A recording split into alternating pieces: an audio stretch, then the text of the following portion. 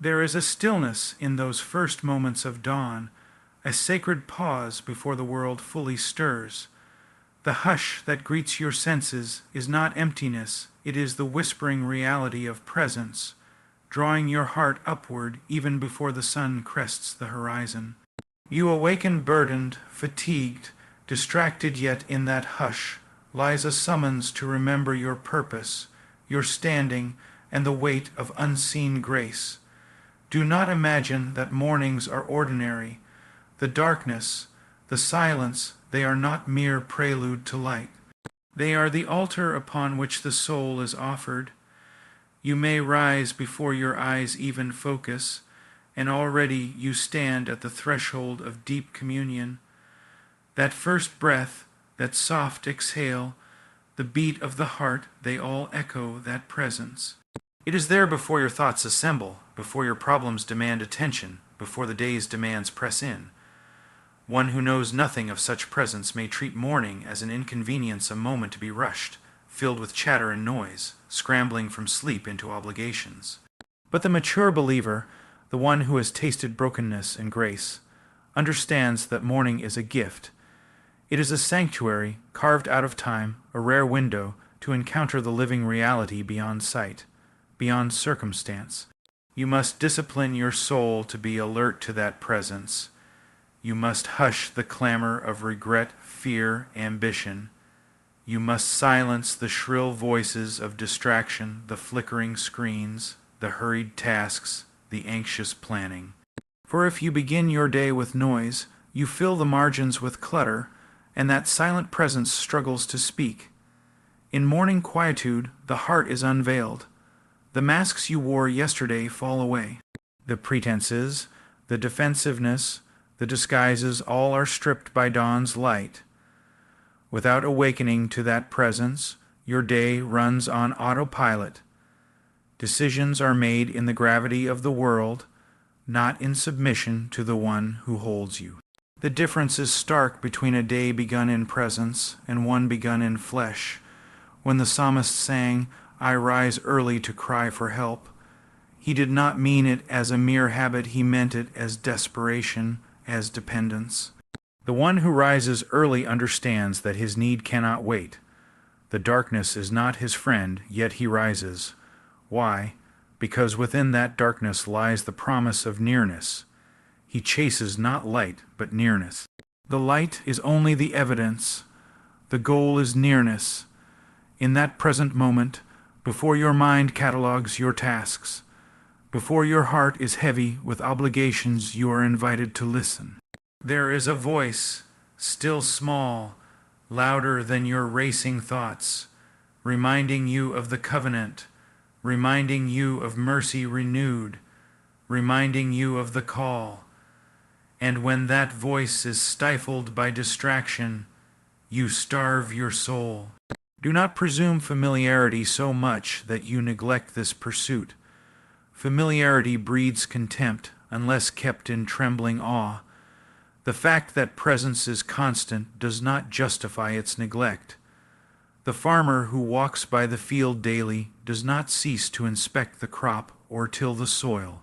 So too must you daily return your heart to that presence, lest weeds grow, corruption fester, devotion die. Some mornings you will awaken cheerful, light, expected ease in your spirit. Other mornings you will awaken burdened, heavy, tempted to despair. On those heavy mornings, presence is no less indeed, it shines brightest. Even when you feel nothing, the presence remains. Even when your spirit protests, it endures. It is your refuge when all else flees. You may say, "I sense nothing." Fine, but that lack of sense does not signal absence. The invitation is unchanged. Resist the temptation to evaluate presence by your feelings. Emotion is the fickle messenger, shifting with circumstances, diet, stress, relationships. The true measure of presence is obedience, faithfulness, love in low times as well as high. If obedience is offered while presence seems distant, that is faith, that is maturity. Do not withdraw when the felt presence wanes. The unseen reality remains firm, anchored in eternal covenant, not in mortal sensation. You must tear apart your day and set aside a portion for that quiet meeting. Some call it prayer or meditation, but beyond forms an attitude of one who waits, one who leans in, one who offers heart without agenda. Not a checklist, not a sales pitch, not a negotiation, but an offering. You come not to demand, but to receive. You come not to bend presence to your will, but to be shaped by that presence. In those morning moments, your vows must be renewed. The commitments made when life was easier are tested when the year turns, when health weakens, when relationships wound, when disappointment strikes. If you begin with renewed consecration, the day that follows bears the mark of resistance, of faithful endurance. You will not walk in fear, but in courage. You will not live for selfish gain, but for that higher call. You will not be crushed by opposition, for your heart has been anchored in presence before opposition erupted. Those who ignore this morning meeting will find their faith shallow, their resources dry, their character brittle. They will stumble, they will drift, they will live under the tyranny of their surroundings rather than under the sovereignty of that presence. And when calamity comes, and it will, they will waver, doubt, collapse. But those who awaken early, who seek, who cling, they are girded, they are sheltered, they have reserves. Listen, the difference between victory and defeat often lies in those first minutes. You may enter conflict, trial, temptation soon after leaving this room, but if your soul is fortified by presence, you will survive. The storms lash, but your root is deep. The winds howl, yet your frame is firm. The flame may threaten, but that which is ignited remains ablaze, because your morning was spent in the presence, and that presence gave you strength beyond your own. Do not allow the morning to pass without recognition. Even in the busiest season, carve a margin. It may be 5 minutes, 10, 20, 30, but begin there. The soul learns economy. Better a few humble minutes than none, and you will grow, those minutes will expand. You will hunger, you will press in, you will refuse to begin elsewhere, because when you begin in presence, the rest of the day is ordered by that encounter. Beware the mask of activity in the morning. Rising, washing, reading, tasks all honorable, but if these are used to hide, to postpone the heart's return, they become idols. Better to sit silent, listening, than to rush into an ambitious schedule that dulls your sensitivity. The one who moves into action without first anchoring his heart in presence drifts by default, not by design. There is a discipline in waiting, a posture of holy expectancy. The posture itself is meaningful. Bowed head, open hands, quiet breath. Not ornamental, but reflective of the internal state. You are not negotiating, you are surrendering. You are not persuading, you are receiving. You are not seeking novelty, you are seeking faithfulness.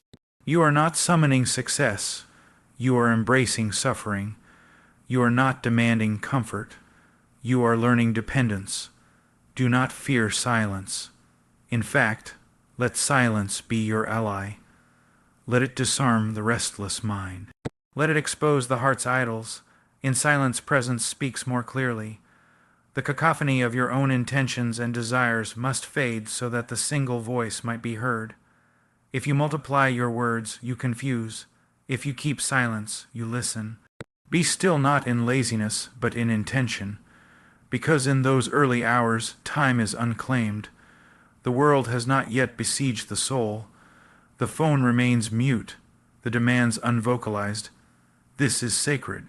This is liminal between darkness and light, between sleep and waking, between yesterday's regrets and tomorrow's fears, and in that liminality lies a window wide open to presence. If you rush through, you forfeit the gift.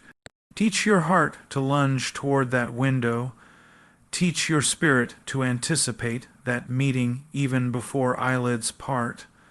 Let the first thought that rises be gratitude, broken humility, confession, adoration. Let awareness of presence be your compass. Let that communion recalibrate the heart's trajectory.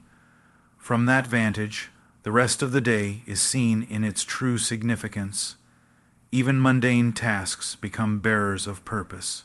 What misery to live without this morning meeting, to scramble through days like a rudderless ship, tossed by every wave, to rely on vigor, emotion, momentum.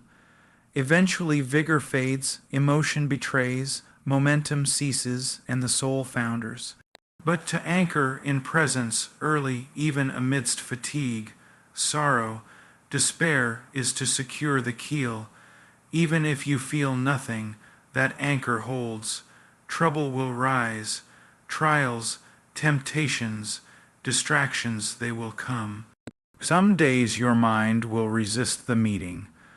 Some days the weight of things will press so heavily that you feel unworthy, dry, numb. Yet precisely then, especially then, you must return. Let the lack of feeling be no excuse. Let that absence of enthusiasm not keep you away. Return anyway. Demonstrate by your faith that presence is not earned by sensation, but received by persistent trust. Be warned, the enemy hates mornings. He wants to steal your soul before the sun rises. He whispers in dreams, burdens the spirit, agitates the mind. He fills the margins before light with fear, regret, preoccupation, cynicism. But you fight back fight by rising early, by claiming silence, by anchoring your heart. Do not let the first battle go to him. Surround yourself wisely. If possible, learn from others committed to morning devotion. Share your struggles. Encourage one another to press in even when comfort beckons. For there is strength in numbers. The one who resists alone may yield. The one who perseveres with companions is emboldened. But the primary battle is individual. It is internal. It is between your flesh and the invitation. The flesh resists vulnerability. The flesh craves control. Flesh would rather plan, strategize, analyze, distract. Flesh would rather postpone communion, saying, later, when conditions are better, I'll meet. But the kingdom does not work on flesh's schedule. The summons is immediate. The call is now. You must settle this. Daily communion is not optional. It is not reward for a good performance. It is the lifeline. It is not to be postponed. It is not to be weighed against pressing obligations. It is the priority. It is that for which all else bends. If your day is built without this foundation, it is built on sand. Let the memory of past encounters spur you. Recall mornings when the soul glow lingered, when tears came unbidden, when burdens lifted, when clarity broke through. Those were not accidents. They were moments of presence. Do you remember? Then hunger to return. Let that memory kindle. Do not treat it as stale nostalgia, but as testimony of what is real, what is possible, what will be again if you pursue. Understand also, to begin in presence is not guarantee against hardship. It is not a charm for protection or prosperity. You may yet face affliction, testing, disappointment, heartbreak. But in that presence you are not alone, you are not forsaken, you are upheld. Presence does not prevent the fire, it walks through it with you. You must not hide from the presence with sin. If the morning reveals secret darkness, confess it, repent, turn holy. The presence is not harmed by your confession. Rather, confession aligns you with reality. The one with whom you commune is not threatened by your brokenness, but your brokenness must be brought to light, not nurtured in shadows. Morning light exposes disease so healing can begin. Let your morning conclude not with a flourish, but with a settled consequence. Having met, having listened, having offered what you can, arise with intention. Carry that presence into your interactions, your work, your conflicts. Let decisions bear the imprint of communion. Let your speech, your choices, your priorities dance to that tune. Presence encountered at dawn will anchor integrity by noon. The trials of the day will test that soil. Crucible will come, disappointment, losses, misunderstandings, wounds. But you who began in presence need not collapse.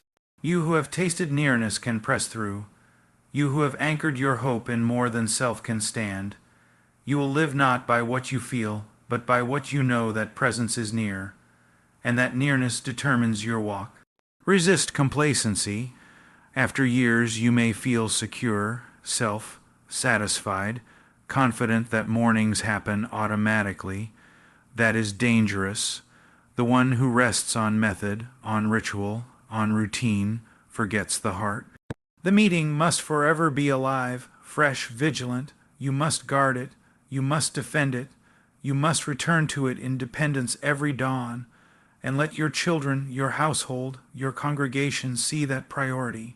Let them observe that you rise early, that you stagger from sleep to kneel, that you open the pages, that you linger in silence.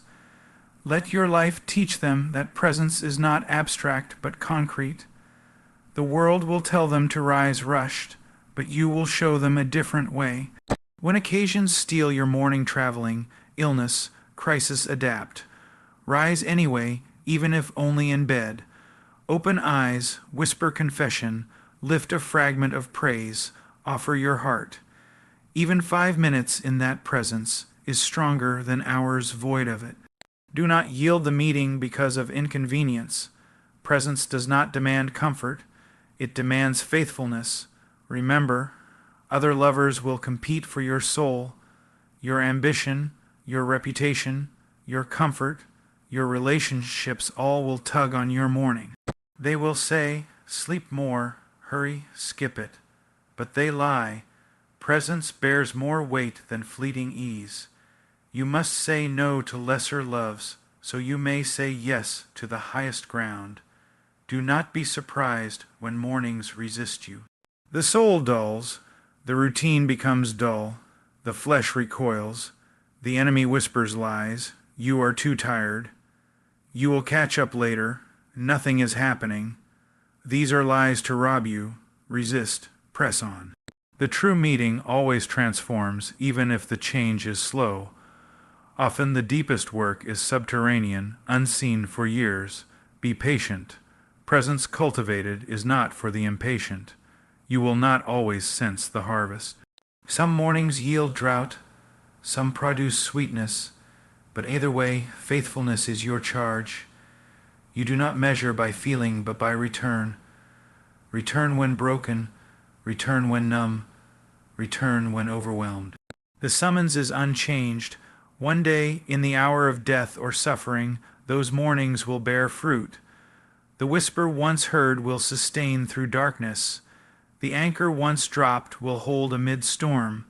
The meeting once kept will illumine even when all else fades. Let that hope spur you now.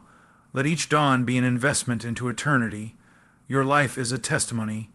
If you live without encountering presence, your testimony weakens. The world sees your busyness, your fallibility, your stress, but cannot see your hidden communion. Yet that unseen communion shapes the visible life. If you practice morning presence, you will walk differently. You will not be spineless or erratic.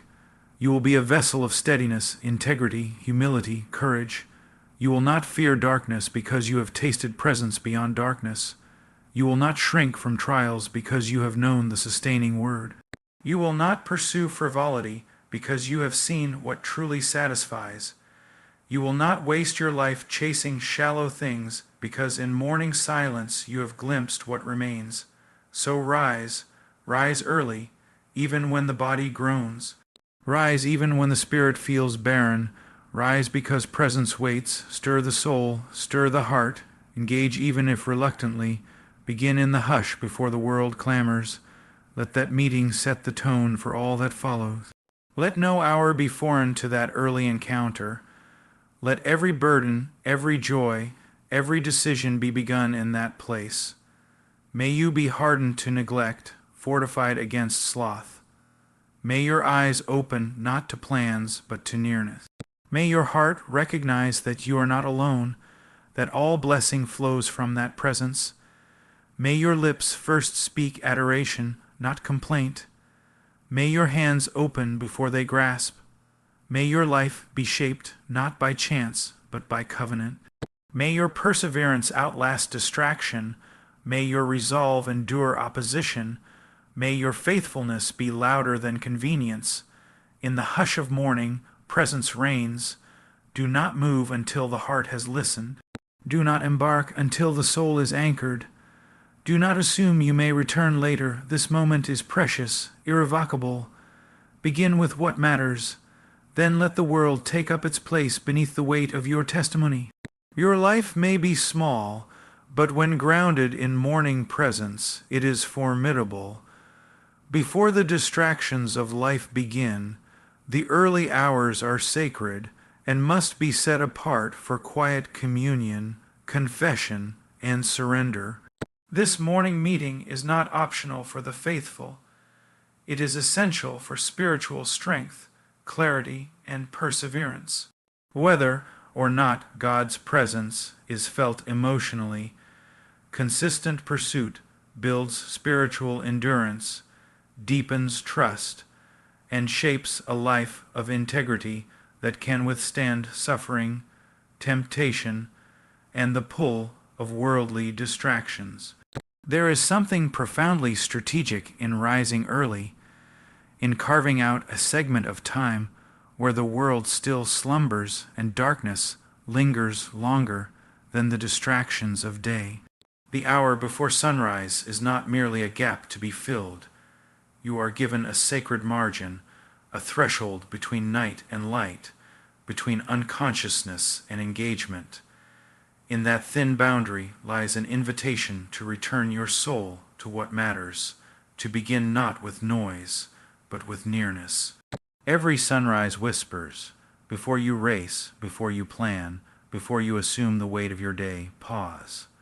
Let your heart find rest in presence before you chase performance. Imagine yourself stirring in the dimness. Your mind may still be fogged by dreams, regrets, worries, desires. They warble just beneath surface consciousness. It is easy to ignore that turmoil by launching into activity, by reaching for your phone, by filling the silence with tasks. But the mature soul refuses such a betrayal. It says, the first hours of my life each day cannot be surrendered to noise, distraction, demand. The first hours must be claimed. They must be held for the hidden, the sacred, the unseen. To claim them is to say, I will not begin this day building walls before I kneel. I will not armor myself before I listen. I will not walk off in my strength until I remember I do not stand on my own. It is a posture of humility, of dependence. And it is not optional. If your day is constructed apart from that meeting, the rest of your life will fight to dominate your soul by default. You must structure your morning, not leave it to chance. Decide now, you will rise, you will still your heart, you will attend, discipline is required. There will be mornings when your body protests, your limbs ache, your spirit is heavy, you may feel nothing stirring, nothing responded to. Resist the lies that say, not now, too tired, wait until later. For those are cunning temptations to abort the meeting before it begins. Press through, get up, bathe the mind in darkness stillness. Sit with the weight of your need. Offer the silence, even when your lips are dry. Offer the breath, even when the way seems distant. Do not demand dramatic sensation. Do not require thunder or ecstasy before you linger. If your heart quivers, stay. If it is numb, stay. If anger or bitterness well up, stay, not to remain mired, but to offer. Confess, lay it bare. Do not turn away from the ache. The meeting of the morning is not a performance, not a ritual, not a bargaining session. It is communion, and communion often occurs in quiet interior exchange where the soul is honest and stripped. Let your awareness of presence, though unseen, be your compass. Let your breath whisper of dependence. Let your heart kneel before it moves. Do not march into action before the soul is inspected. Do not barter your integrity for productivity. Do not allow the agenda of the world to silence the agenda of eternity. The early hours are your hedge, your buffer against rushing. If you begin in haste, you will remain in haste. If you begin in presence, haste may still come, but it will not dominate. Recognize that the presence you seek is constant even when not felt. It does not float with your emotion. It is not captive to your performance. It does not rise and fall with your sense of receptivity. It is anchored to covenant, to unchanging promise. Therefore, the absence of awareness is no excuse. You are not required to feel to come. You come because commitment calls. You come because truth demands. You come because the day's weight will demand strength. You come because the soul's poverty will betray unless fortified. You will find in these morning meetings the inner power to endure. The day will press, conflict will intrude, relationships will wound, the quest for comfort, approval, security, all will tug at your resolve. If your soul began in nearness, the day will carry a different weight. You will speak differently, decide differently, bear differently. The unseen meeting behind your eyes will bear fruit in visible acts: kindness, integrity, patience, courage. Notice how the world attempts to steal your mornings. Phones buzzing, alarms set to ring, the habit of dragging screens into darkness, the tyranny of being connected, reaches into the first moments. But you stand against that. You solemnly vow, first light is not for calls, not for scrolling, not for planning. First light is reserved for silence, for listening, for surrender. Only then may the world beckon. You guard this margin fiercely, knowing its value. When you rise early, your heart has fewer preconceptions. There are no voices yet demanding your allegiance. The air is purer. The hunger of your spirit is more honest. You are awake to more than the familiar. You are attuned to things unseen. In that moment you are small, dependent, aware. You are accessible. In that space walls tumble, pretenses fall away. You remember what is basic, what is invisible, what is essential. It is a reset, a recalibration, a recollection of truth. If you neglect this time, you willingly give your soul to chaos. You allow the day's demands to form you rather than allow presence to shape your steps. You live reactive rather than proactive. You labor under anxiety, scattered, worn. You end the day bewildered, wondering where your soul went. This meeting, it is the tether. It roots, it secures. It is the anchor in the storm. Without it, you drift. Recover a sense of awe. Do not approach this meeting casually. Do not go through the motions. Do not repeat stale phrases while you stare at the floor. Approach trembling. Approach expectant. Approach with reverence, as though something eternal meets something mortal, as though the invisible upholds the visible, because it does. The morning is an open door to that mystery. Do not pass through unawares. You may ask, what do I do in that silence? You confess your failings. You bring your wounds. You bring your hopes, your frailties, your need. You petition. You wait. You meditate on covenant, on promises, on unchanging truth. You listen. You yield. You remember your identity not as defined by circumstances, but as grounded in that loyal presence. You offer your day's stewardship. You invite shaping. You ask for strength. You plead for mercy. You stand in honesty, not in illusion. Sometimes you will leave feeling drained, unfulfilled, unsure. But that is not evidence of failure. That is part of the path. The meeting is not measured by feeling. The meeting is measured by fidelity, by returning, by intention, by refusing to veer. Over time you will see change. The seeds sown in silence grow roots unseen.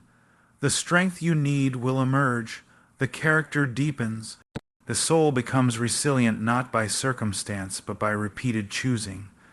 Teach your mind to crave this meeting, let the preed on become your ally, let anticipation rise in your spirit, let your soul stir before your body. Let prayer, confession, listening, waiting become instinct before breakfast, before news, before obligations. Let your first awareness be for presence, not productivity. You will find that when storms hit, you recollect the morning. You say, "Back then I sat in silence. Back then I remembered. Back then I heard."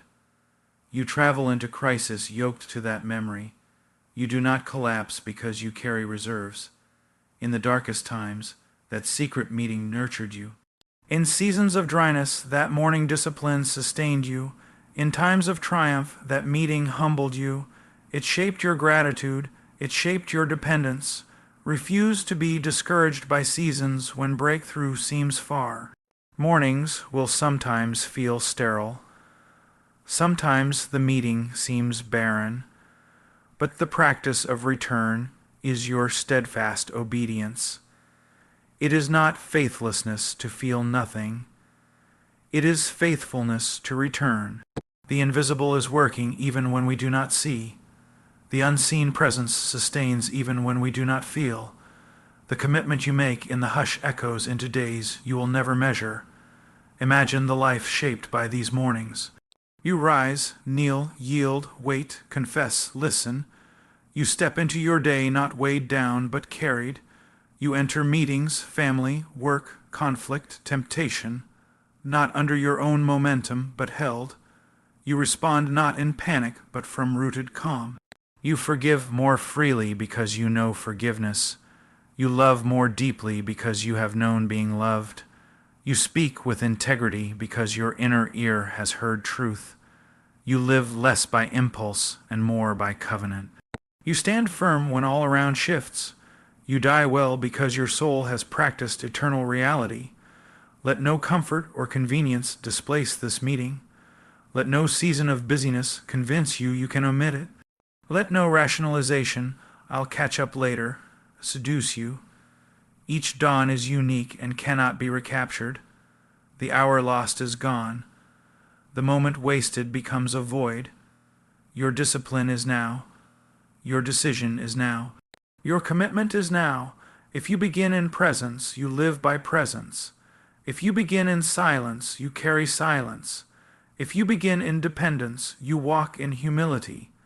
If you begin each day this way, the sum of your life will bow to what you choose this hour. So rise, stir, kneel, breathe, sit, confess, wait, listen, lean, offer, yield. Let the soul attend before it moves. Let your life grow outward from that inner meeting.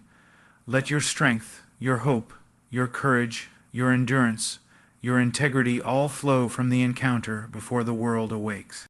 Faithfulness to morning devotion anchors the soul for all of life's trials by establishing a root system in unseen ground, by building a hidden reservoir of strength, by orienting our heart to realities beyond the shifting circumstances of day. To live without that anchor is to drift, to become vulnerable to panic, to fall apart when pressure mounts, but to remain constant in that devotion, even when the dawn seems empty, means your soul is armored, your footing sure, your hope steady. Consider how often we are assailed by trial. Some are expected: relational betrayal, financial loss, disappointment, affliction, inner conflict, temptation, grief, sickness. Others are sudden: collapse of health, the death of a loved one, loss of reputation, unexpected calamity. In the moment of trial, your emotions cascade, your thoughts spin, the ground feels unsteady. It is precisely then that the soul must have an anchor not in comfort, not in emotion, not in the shifting sands of circumstance, but in that daily devotion to the presence from dawn. The consistency of morning devotion is like laying row upon row of sheath around your heart, so that the blows that would shatter one layer strike another, and yet your core remains. Faithfulness means returning day after day in weakness, in distraction, in dryness. It means refusing to skip because you feel tired, because your mind is dull, because you believe there's nothing new to say. It means even when the heart says, "It is enough," you say, "No, I will return." That repeated return builds in the soul a muscle, the muscle of steadfastness. It trains the will to choose presence over ease, faith over retreat, covenant over convenience. When the furnace comes, that muscle remembers the posture, and the soul can stand it. In the years of drought, those muscles do not vanish. They are not lost. They are the bones beneath, reminding muscles where to cling. The devotions of years confer the capacity to endure years of darkness. When the weight of trial presses in, you may feel disoriented. You may wonder where God is, whether your prayers matter, whether you are forgotten. The soul wavers, but the one anchored by morning devotion has memories not just of feeling, but of faith in action. You remember mornings you knelt when you would have rather slept, mornings you pressed in when your body resisted, mornings you clung when your heart doubted. Those memories are crystals of testimony. In the moment of testing, you hear your own whisper, "You have done this before. You rose when weary. You continued when numb. You leaned when hollow. You will lean now too." That internal echo strengthens the trembling heart. Beyond memory lies the deeper work. The presence encountered in mornings is not only a memory, but a reality that sustains. The devotion is not just a rehearsal, but a meeting. The meeting is not just inward, but dynamic. The presence you sought then is the same when suffering invades. The discipline of morning devotion teaches you are not sustained by emotion, but by covenant. You learn that presence is not reward, but ground. You learn that you are not primarily participants seeking emotional payoffs. You are souls anchored in an unseen presence that does not shift with your feelings. And so when the trial comes, you do not flinch at absence of feeling. Your soul has been taught the language of faith apart from sensation. The anchor operates by reminding orientation. When despair wants to draw your gaze to loss, you recall the presence you sought in mourning. When bitterness wants to twist your memory, you recall the silent confession, the yielded heart, the moment when you laid down your pride before rising. That orientation, morning devotion, becomes the lens through which your trial is filtered, not vice versa. Without that, the trial writes its own narrative over your life. With it, you rid the trial through covenant, through promise, through presence. Walking in faithfulness day after day also guards you from hasty reactions in trial. When calamity strikes, the flesh leaps to vengeance, to fear, to impulsive compromise, to selfish escape. But the one whose soul has known morning devotion doesn't disregard haste. He doesn't betray his heart in stress. Because each day he practiced silence, waiting, yielding, listening, he has trained the soul in deliberation. He doesn't fall headlong into sin or panic, because in the stillness he has practiced remembering that not all responses must be dictated by heat. So he resists taking shortcuts of expedience. He resists acting from ego or fear. He waits, seeks wisdom, leans on that morning, formed trust. Moreover, that devotion births resilience. The repeated act of returning, no matter how feeble, teaches the soul that trial may bruise but not undo. The soul learns that absence of joy is not the end, that loss is not the end, that darkness is not the end. Because in the discipline of devotion, you have built a space where faith holds even when sensations fail. You have practiced silence when you would rather speak, patience when you would rather act, trust when you would rather doubt. Such practice trains the soul in long suffering, in abiding, in waiting for dawn, even in midnight. You cannot imagine how much is at stake. The one who is faithful to morning devotion resists despair because he has tasted morning grace before. He refuses to collapse under sorrow because in years past he planted seed in still ground. He can journey through anguish without losing the self because his core is anchored. He can return from failure without disintegration because the meeting he missed once is not the only meeting he's known. In short, trial does not have final word over the soul. That meeting reserves a claim. Notice also, faithfulness in morning devotion is an exposure of love. It declares that the presence is not incidental, but priority. It says, "You matter, this meeting matters, this unseen covenant matters more than the comfort of my sleep." That posture of love is not shallow, it costs something, and that cost forms character. The character formed by that cost is the character that will persist under trial, not crumbling, not folding, not running. Trial is often quieter than we expect. It is not always a sudden jock, lynching crisis. Often it is the daily drip of disappointments, betrayals, weariness, unanswered prayers. Over years the soul is gradually eroded, but one who is faithful to morning devotion has daily reclaimed ground. Each morning is a retaking of territory. Each morning you kneel, you resist drift, you resist erosion, and this matter compounds. The years of small faithfulness make you less susceptible to slow attrition. The soul accrues margin, the heart accrues reserves. When the drip comes, it sees counter. Force already laid, the attrition is slowed. This is why faithfulness is not glamorous. Many imagine great trials demand great faith, but the highest faith is in the mundane, in the repeated return when the soul is tired, when the body resists, when the sense seems thin. That is the real fight.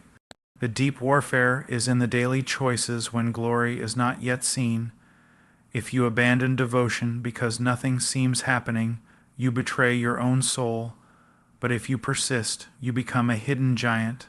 The next trial arrives. You are not the same. You are no longer blown about by the gust. You are sustained from beneath. But faithfulness is expensive. You will lose mornings. You will fail. You will oversleep. You will wander in your thoughts. You will forget to kneel. You will yield to distraction. You will feel ashamed. But failure in that devotion does not nullify the work already done. The treasure is not lost because you stumble. The anchor is not unfastened because you trip. Return, reclaim, begin again. Part of the faithfulness is refusing finality to failure. You may lose a morning, but you do not lose the devotion. You may neglect days, weeks, but you return. The thread reconnects. The anchor re-engages. The soul remembers that good ways are not lost by one fall. Also note, this faithfulness guards guard against spiritual superficiality. Many live in shallow waters, quick to praise when emotions run high, quick to despair when trials hit. But the one whose soul is anchored in morning devotion knows depth. He knows that devotion means the presence is not performance. He knows that sanctification is not in emotional peaks, but in daily obedience. He knows that intimacy is not excitement, but loyalty. He knows that maturity is not sensation, but steadiness, that steadiness is cultivated by faithfulness. There is also a contagion. Your faithfulness influences those around you. Others see it, even if they don't know the morning. They see a person who weathers storms, who doesn't collapse under pressure, who demonstrates kindness in conflict, who carries joy in sorrow. That visible consistency is rooted in invisible devotion. When people ask, "How can you endure?" The secret is in those mornings. The anchor is unseen, but the effect shows in public life. So the price of devotion is not private only. It is an offering for others too. When trial forces you to choose a shorter path, You will be tempted to abandon devotion to deal with the crisis, but that is the very moment you must cling more tenaciously. Cutting back on devotion when mountain is steep is like cutting off your lifeline in the deep climb. You do not discard the rope when you need it most, so when trial intensifies, do not shrink devotion, rather adapt, but maintain the meeting, even in bed, even in sickness, even in despair. Bow your heart, offer a prayer, recollect your dependence. A brief surrender is better than none. A broken kneeling is better than absence. Sometimes trial is protracted, and the soul grows weary. Years of struggle, unanswered pleas, land of shadow. Yet if your morning devotion has been faithful, you carry a banner of hope. You walk not by what is seen, but by what is promised. You lean on the unseen presence. You refuse to quit. You endure, because those mornings trained the soul to hold on, to persist, to believe beyond sight. You have already practiced the long game in small increments. So when the long night comes, you do not yield early. You stand, you wait, you hope. I want you to see, to abandon devotion when trials come is to cut your own roots. It is to dig out the anchor in the moment when you most need it. It is to remove your shield in battle. Perhaps the enemy lies to you. You must abandon devotions to survive this trial. But that is a trap. The very survival depends on the devotion. The very capacity to endure depends on the hidden meeting. You do not eject the anchor in the storm. You cling tighter. You brace your knees. You claim the meeting even when you cannot feel it. You assert faith against the trembling of feeling. Faithfulness to morning devotion is also an act of worship. It is saying that presence is highest, that communion is not a cover but a core, that your response is not contingent but committed. When the storms come, it is not faith in faith that saves. It is faith in presence, faith in energy beyond your energy, faith in that which does not change. And that faith is forged in the hours before sunrise, in quiet, consistent devotion. The devotion does not secure you by itself, but plants you in the resources that do. So when the trial rages, your soul doesn't fracture. You don't collapse. You don't abandon. You don't despair. You remember, in the mornings I knelt. In the darkness I leaned. In days of drought I persevered. You recall not because you wear it lightly, but because you have lived it. You return to what shaped you. You re-anchor. You reaffirm. You endure. The trial presses. The storms howl. But the honest, anchored soul stands because it has faithfully begun so many mornings in the meeting, in the fold, in the silent dependence. That faithfulness is the tether that holds when the gale would sweep away a lesser root.